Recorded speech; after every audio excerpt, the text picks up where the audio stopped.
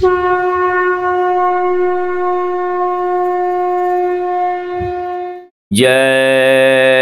गुरुदेव। सतगुरु जय गुरुदेव जी। मोह बल एक तुम्हार,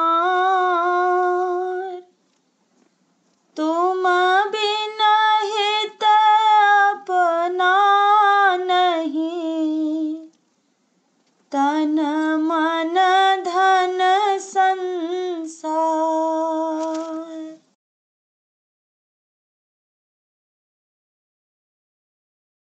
सतगुरु ने सुनाई नई बोली, सतगुरु ने सुनाई नई बोली, सतगुरु ने ऐसी बोली सुनी नहीं कबहीं, ऐसी बोली सुनी नहीं कबहीं। प्रेम विरह की रंग गोली, सतगुरु ने प्रेम विरह की रंग घोली, सतगुरु ने सतगुरु ने सुनाई नई बोली, सतगुरु ने सुनाई नई बोली, सतगुरु ने ढोल मृदंग मधुर ढप बाजे, ढोल मृदंग मधुर ढप बाजे। गुरु दरबार मची होली, सतगुरु ने गुरु दरबार मची होली, सतगुरु ने सतगुरु ने सुनाई नई बोली, सतगुरु ने सुनाई नई बोली, सतगुरु ने मन सुरति सुनी चढ़े गगन में, मन सुरति सुनी चढ़े गगन में। आनंद अबीर भरे झोली, सतगुरु ने आनंद अबीर भरे झोली, सतगुरु ने सुनाई नई बोली, सतगुरु ने सुनाई नई बोली, सतगुरु ने सतगुरु सूर लाल मंडल से, सतगुरु सूर लाल मंडल से छोड़त रंग लाल गोली, सतगुरु ने छोड़त रंग लाल गोली, सतगुरु ने सुनाई नई बोली, सतगुरु ने सुनाई नई बोली, सतगुरु ने बरसत लाल गुलाल चहूँ दिश, बरसत लाल गुलाल चहूँ दिश। हंसन की भीजे टोली, सतगुरु ने हंसन की भीजे टोली, सतगुरु ने सुनाई नई बोली, सतगुरु ने सुनाई नई बोली, सतगुरु ने सुरत सुनी राग मनोहर धुनि की, सुरत सुनी राग मनोहर धुनि की। सुध भूली तन पट जोली, सतगुरु ने सुध भूली तन पट चोली, सतगुरु ने सुनाई नई बोली, सतगुरु ने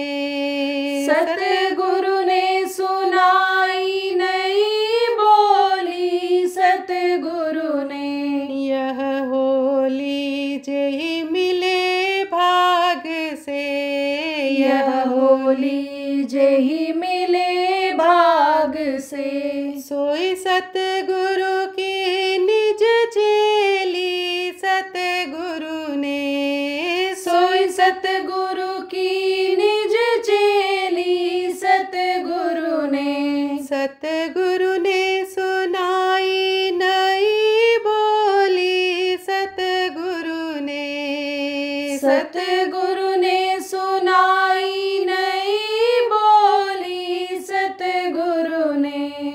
जय गुरुदेव। जय गुरुदेव।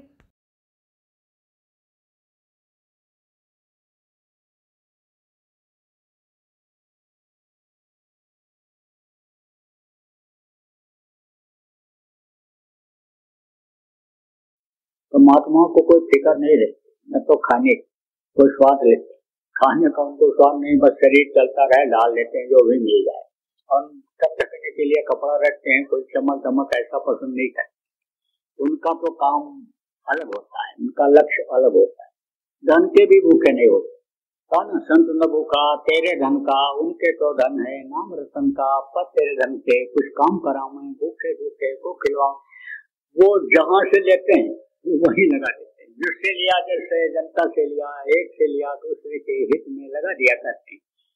तो इनको जो है कहते हैं फक्कड़ हैं, फक्कड़ होते हैं साधु जो ऐसे होते हैं।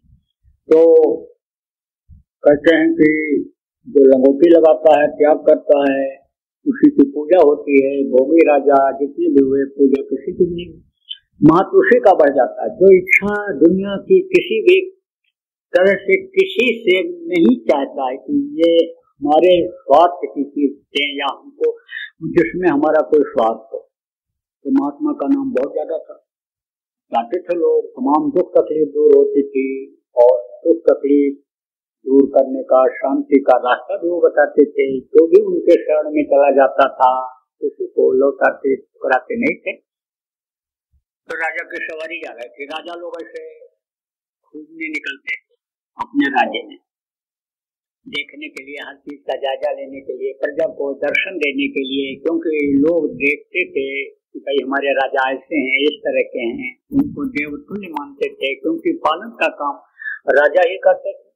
तो एक तरह से समझो जैसे विष्णु पालन का काम सबका करते हैं, ऐसे अपने राज्य के यानी जनता का पालन राजा करते थे। तो सवारी जा रही थी, उनको याद आया कि भाई इसी जगह वो महात्मा कहीं रहते हैं। पूछा, बताया, मंत्री ने पता लगाया, बताया कहा हुजूर इधर रहते हैं। तो मोड़ दी गई सवारी उधर, और वो अपनी कुटिया में से निकले महात्मा, और धूल मिट्टी इकट्ठा किया ऐसे ऐसे और ऐसे ऐसे ऐसे कंगूरा बना रहे हैं, तो ऐसा ऐसे दरवाजा बना रहे हैं, तो ऐसे उसकी बाउंड्री खींच रहे हैं, ऐसे बना रहे हैं, ऐसे घर घरों जिसको बच्चे कहते हैं, खेलते हैं बच्चे मिट्टी इकट्ठा करके। गाँव मिट्टी से बड़ा तत्व मिलता है बच्चों को। अभी बच्चे तो जल्दी मालिश नहीं करती हैं, कपड़ा गंदा हो जाएगा छोटे बच्चों की। अरे हड्डी मजबूत होती है बच्चों की, मिट्टी में खेलने से मिट्टी धरती का तत्व बच्चों को मिलता है, उससे स्वस्थ होते हैं। देखो बच्चे जो गाँव के है, और आप लोगों के बच्चे छींकते रहते हैं, लेकिन करते रहते हैं, कंधे पर डाल करके अस्पताल में ले जाती रहती हो, यही सब कारण है। सीख नहीं पाती हो, बच्चों की परवरिश किस तरह से किया जाए। आप ये समझो प्रेमियों की आवाज बच्चे की बता देती है कि अब हमको दूध चाहिए। आवाज पहचान में आ जाती है बच्चे की कि माँ के प्यार को चाहता है, कि माँ के दूध को चाहता है, भूखा है। तो इस तरह से आप देखो, बच्चा को दूध पिलाती चली जाती हो, कोई पहचान नहीं है, सत्संग में आती नहीं हो, सत्संग सुनती नहीं हो, तो पहचान में नहीं आता है कि कैसे परवरिश की जाए। पिला दिया जाता दूध, मुंह से निकलने लग गया। अरे कंधे पर डालो, थप पेट दबाओ, या लेटा करके पेट दबा दो, दूध पचना शुरू हो जाएगा। जैसे केला खाने के बाद इलायची खा लेते हैं, हजम हो जाता है। जैसे घेर खाने के बाद गन्ना चूस लेते हैं, हजम हो जाता है। चावल ज्यादा खा लेने के बाद नारियल का पानी पी लेते हैं, या नारियल का टुकड़ा खा लेते हैं, हजम हो जाता है। तो उनका भी हजम हो जाता है। तो वो ऐसे खेल कर रहे थे, ऐसे बैठे हुए। राजा पहुंचा तो कह रहे ये बात ये कोई महात्मा को पकड़ है तो खेल खेल रहे हैं, बच्चे हैं। हर स्वभाव में आना, क्योंकि हर किसी का देह इतना रहता है। संतों को गुरु महाराज देखो, जैसी बचपनी की बात बच्चों से करने लगते थे, एक ही लोग कहते थे ये महात्मा है। गुरु महाराज हमारे वहाँ गांव पर जब मैं रहता था, गांव छोड़े हुए तो बहुत दिन हो गया, 40 साल, तो समझो कि गुरु महाराज के पास था। कभी कभी आना जाना रहा, तो इधर बहुत दिनों से नहीं जा पाया। तो गए घर पर, तो अंगूर लगा हुआ था आंगन में। तो भाई साहब से हमारे बोले कि इसकी जरा गुड़ाई करा दीजिए, तो उसमें थोड़ा सा गौ का डाल दीजिए गोबर, तो ये इसके फल जो निकलेंगे मजबूत रहेंगे, मीठे निकलेंगे। गांव वालों ने कहा, अरे बाबा ये भी जानते हैं, खेती करना भी बाबा जानते हैं। बाबा लोगों को क्या पता कि खेती कैसे की जाती है। बाबा तो बैठे भोजन देंगे उदारी, मसरत लगा करके बैठ जाते हैं बाबा लोग, बढ़िया कपड़ा पहन करके दिखावे के हत्ते करते दिखते हैं। उनको तो जबरदस्ती लोग दे आते हैं, गुरु महाराज खाओ, और वही तकलीफ दे हो जाता है। ग्रासों के टुकड़े नौ बोल के ना, तो भजन करे सो करे नहीं तो खान। हाँ, ये तो सोच नहीं पाते। तो आलोचना बुराई तो मुझे किसी नहीं करनी है, लेकिन सही बात मौके पर बोल देना पड़ता है, निकाल देना पड़ता है। तो प्रेमी कहे, अरे तो बाबा ये क्या है, दादा गुरु के पास एक को आया, तो दादा गुरु नामदान नहीं देना चाहते, हाथ तो लुटाया जा रहा है। उस समय तो देख देख करके नामदान देते थे, उसको नहीं देना चाहते थे। तो गए, तो एक कुदड़ी वाली कोट थी, बहुत पैसे लगी हुई थी उसमें, ऐसे कपड़े छोटे छोटे ऐसे सिलाई होते हुए थे, उसको आए पहन करके ऐसे बैठ गए। अब वो आया, देखा इससे तो कहा ये नहीं जचे, चल दिया। एक गांव का आदमी पूछा, तुम तो कह रहे थे गुरु करने जा रहा हूँ, क्यों लौट रहे हो? बोले जी गुरु जमे नहीं, हमको जचे नहीं है। लोगों ने पूछा कि आपने ऐसा क्यों किया? बोले बड़ा कर्मी था, एक बार में नामदान देने लायक नहीं था, एक बार में सफाई करने से बहुत कर्म आते, इसलिए जब बार बार आएगा तो फिर आएगा।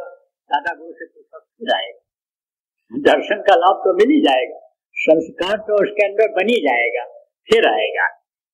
बुद्धि तो उसकी भी बदल ही जाएगी, ऐसे एक बार में न बदलती, लेकिन दोबारा फिर बदल जाए। तो देखा, तो राजा ने तो देखा, क्या देखा? हाँ, मांस के शरीर को देखा, उनको नहीं देखा तो उनके अंदर क्या है, उनकी आत्मा कहाँ आती जाती है, इसकी जानकारी राजा को तो हो नहीं पाई। राजा ने कहा, महाराज क्या कर रहे हो? अरे बोले, राजा महल बना रहा हूँ। महल? ये कैसा महल? अरे ये बहुत कीमती महल है, ये तो लाख लाख टके का महल है। लाख लाख टके का? टका किसको कहते थे? रुपया। अभी पूरा बंगाल में अब भी रुपया को टका कहते हैं, टका अच्छे, पिता से कहते हैं टका अच्छे, बच्चे कहते हैं। तो अब आप ये समझो कि उस समय पर बड़ी कीमत थी, सोने जाने सिक्के चलते थे, और लाख रुपए बड़ी कीमत थी। लेकिन राजा के लिए लाख रुपया का कुछ नहीं, कहता तो दे देता। अरे बोला, ये फक्कड़ हैं, ये मिट्टी और पत्थर, लाख रुपए का ये क्या? अरे ले ले राजा, मौका है तेरे लिए, ये बहुत कीमती महल है। कुछ नहीं, चला गया। रानी की सवारी पीछे आ रही थी, तो रानी ने देखा धार्मिक होती कम होता ही नहीं, क्योंकि घर से कम निकलती हैं, जो घर से बाहर निकलते हैं, कमाई के लिए जाते हैं, झूठ भी बोल देते, बेईमानी भी कर लेते हैं। कहीं से भी बहुत से लोग तो ये सोचते हैं कि कहीं से भी ले आओ, बड़े आदमी बन जाएं, लोग हमको सम्मान इज्जत देने लग जाएं, बढ़िया गाड़ी में चलने लग जाए कि उतने तो आराम करें, सलाम करें। किसको सलाम करते हैं? इसी मिट्टी के पुतले को सलाम करते हैं, इसी को करते हैं, ये ध्यान नहीं रखते। लेकिन सब कर्म करके ले आते हैं पैसा, और ये क्या करती हैं? ये तो अपना सेवा करके और जो खाती हैं उसको अपना खाने बदल देती। यह भी समझ लो, जो करता है उसी को भोगना पड़ता है। अच्छा करेगा तो उसको मिलेगा, बुरा करेगा उसको मिलेगा। जो करेगा, परिवार में भी करेगा तो समझो कि उसी को मिलेगा, चाहे अच्छा हो चाहे बुरा हो। आप ये समझो कि वाल्मीकि डाकू से सवाल महात्मा ने यही तो किया था कि अपराध जो तुम करते हो, ये इसके भागीदार तुम्हारे परिवार वाले भी होंगे या तुम ही होगे। तो परिवार वालों ने पूछा, ना ना ना ना, पाप के भागीदार हम नहीं होंगे।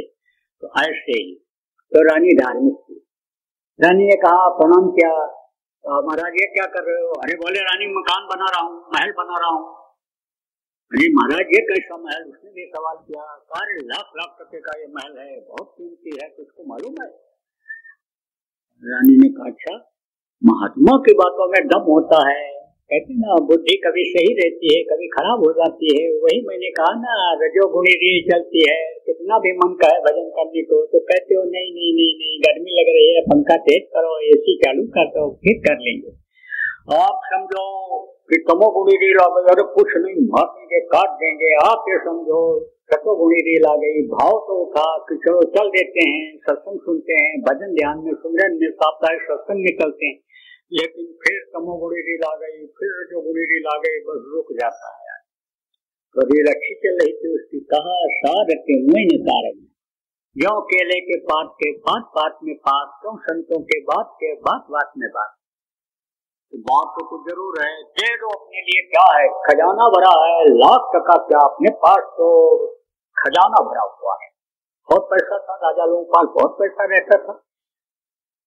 अब वो जो राजा मरे तो जहाँ खजाना था वहीं कोई सांप बन करके रखवाली कर रहा है, और कोई वो कबूतर बन करके रखवाली कर रहा है, वही मर रहे हैं।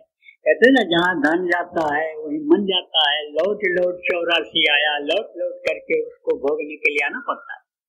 आप देखो प्रारब्ध आपके अच्छे थे, जाते जाते बच गए, रुक गए, तो प्रारब्ध से आपको जो मनुष्य शरीर मिल गया, प्रारब्ध से ही आपको गुरु महाराज जैसे प्रेमी संत मिल गए और नामदान मिल गया, तो प्रारब्ध उसी से बनता। तो रानी ने कहा ले लो, तो तुम दिया कैसे खजांची को, दे दो लाख टका इनको और ले लो एक मकान। अब ले लिया।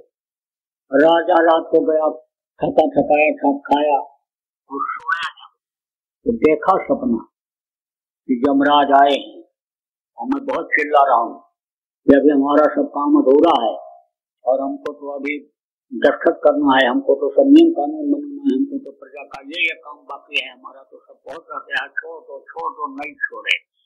और प्रार्थना करने पर भी मैं जब तैयार नहीं हुआ जाने के लिए तो लगाए कोड़ा, मारे, अब घसीटते हुए ले गए और यमराज के सामने पेश किया।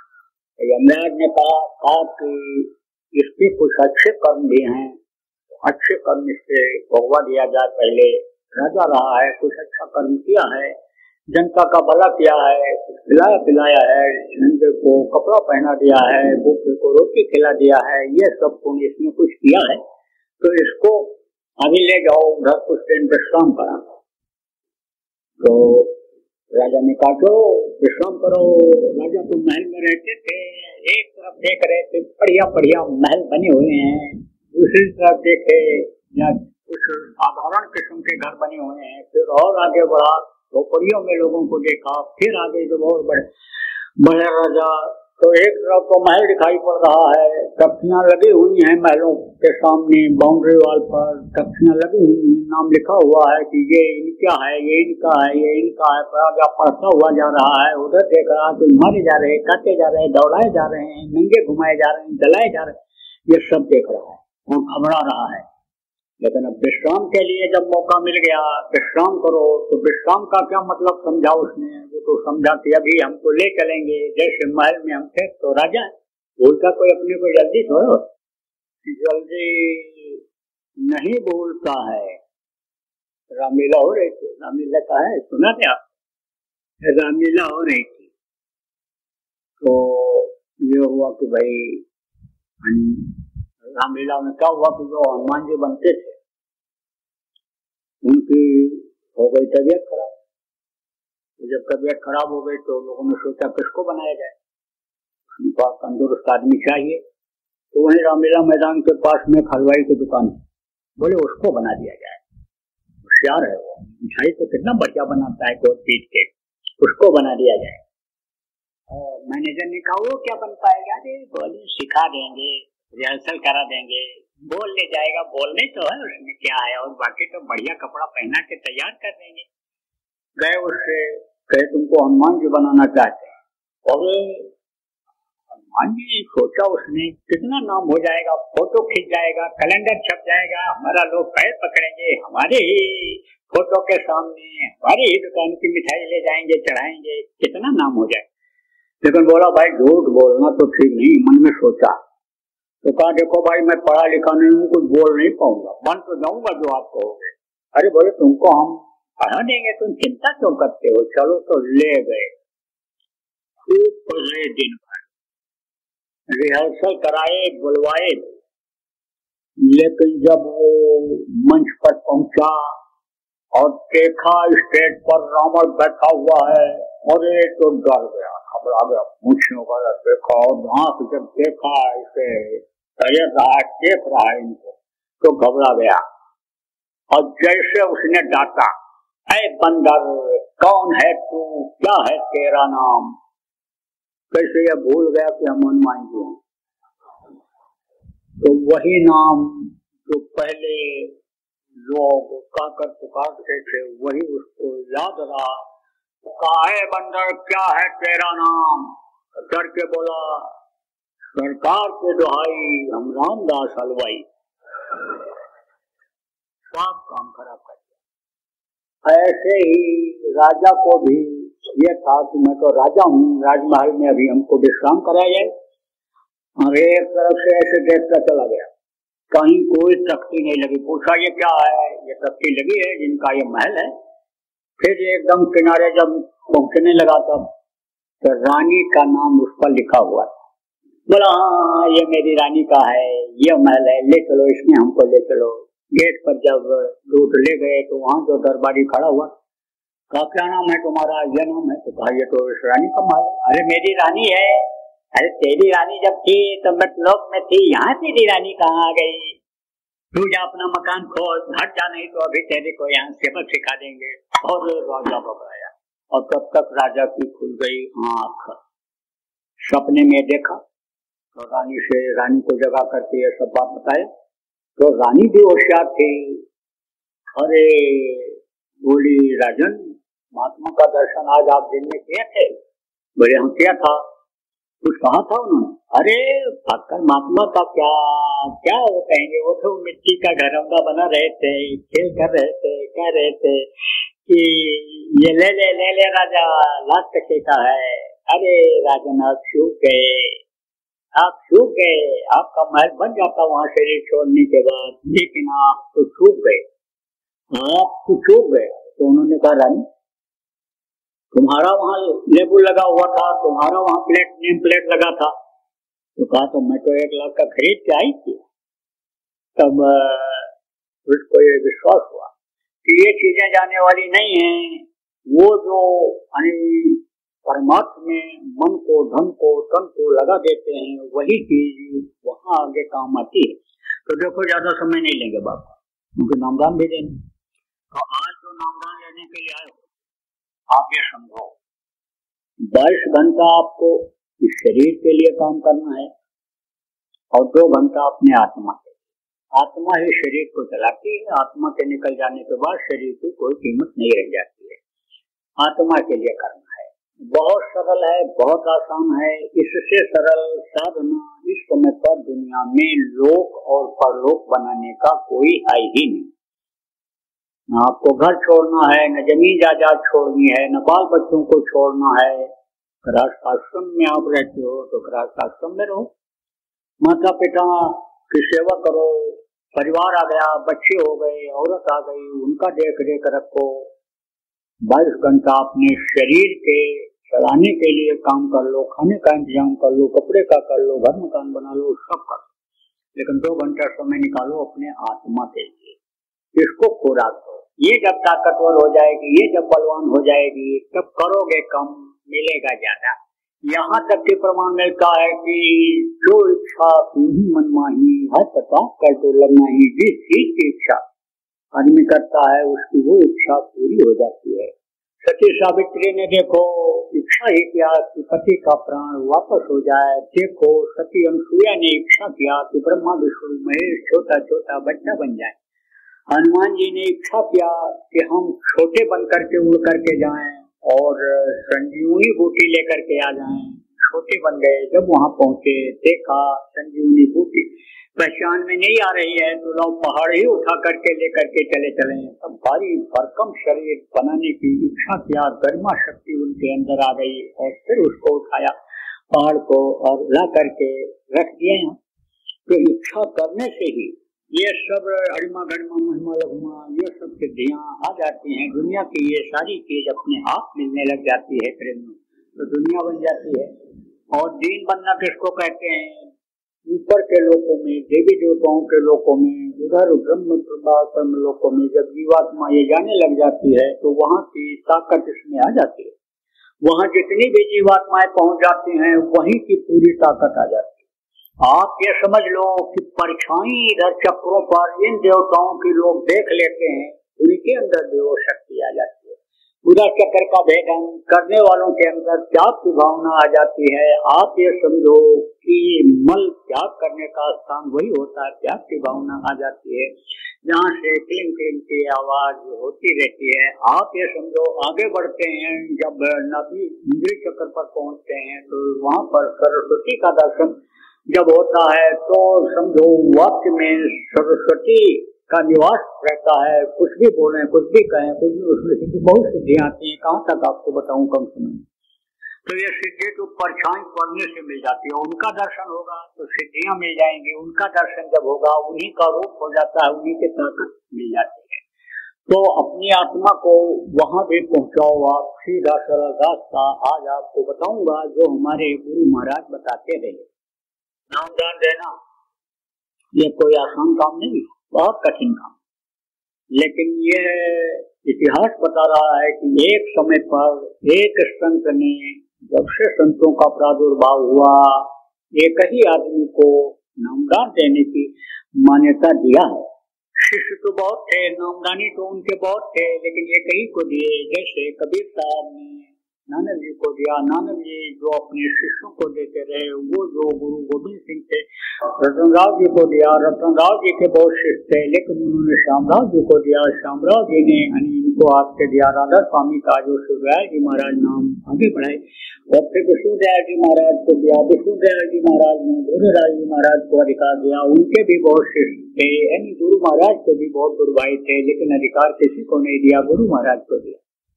तो एक समय पर एक को अधिकार मिलता है। अब आप ये समझो, जिसको अधिकार मिलता है उसके मुंह से जो निकला हुआ नाम होता है वही फलदायी होता है। पीपल, पाकड़ और रसाल ये तीन पेड़ होते हैं। तो पीपल, पाकड़ और रसाल का बीज अगर नीचे गिर जाए, फल गिर जाए तो जमता नहीं।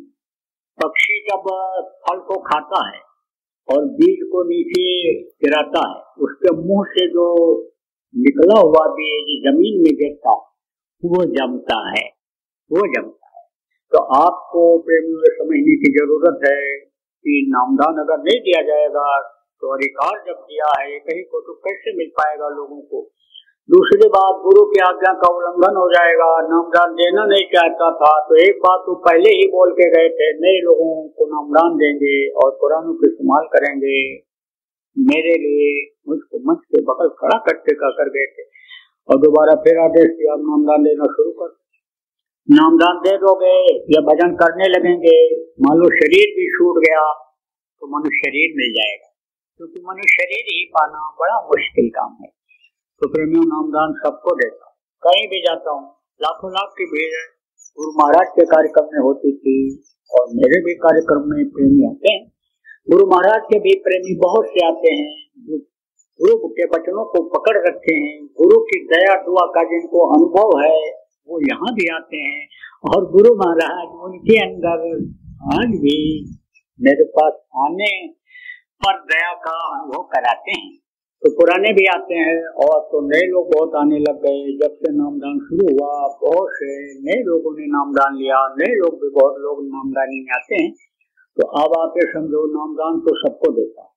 विदेशों में गया, 15-16 देशों में नामदान दिए, गया तो कई देशों में, लेकिन वहाँ ऐसा संयोग नहीं बना। तो परमिशन तमाम चक्कर था, लेकिन जहाँ पर व्यवस्था बनी वहाँ सब जगह नामदान दिया।